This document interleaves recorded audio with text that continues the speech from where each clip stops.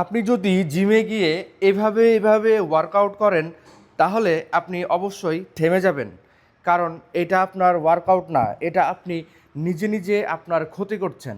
কেন করছেন? এইভাবে ওয়ার্কআউট করলে কখনোই আপনার মাসেলে হিট করবে না। মাসেলে হিট করার একটা রুলস আছে।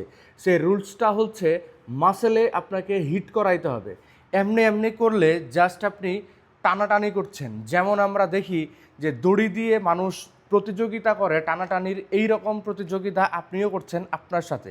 সো ব্যায়াম করার সময় আপনাকে অবশ্যই আপনি কোন মাসেলের ওয়ার্কআউট করছেন, কিভাবে আপনার মাসেলকে হিট করতে হবে, এই জিনিসটা আপনাকে ধারণ করতে হবে।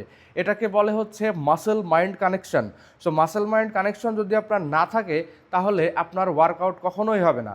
এটার নাম হচ্ছে ইনক্লাইন রো। ইনক্লাইন রো আমাদের ব্যাক মাসেলের মাঝখানের ওপরে কাজ করবে। সো কিভাবে কাজ করবে আমরা একটু দেখে নেই।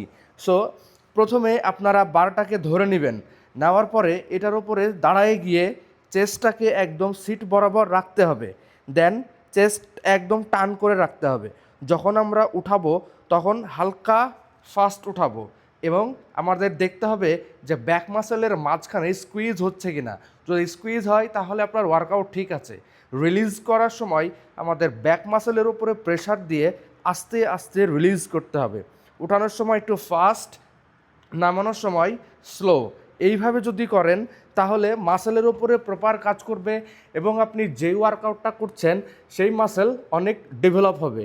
সো এরকম ভিডিও পেতে ভিডিওটি লাইক করে দেবেন, শেয়ার করে দেবেন, কমেন্ট করে দেবেন।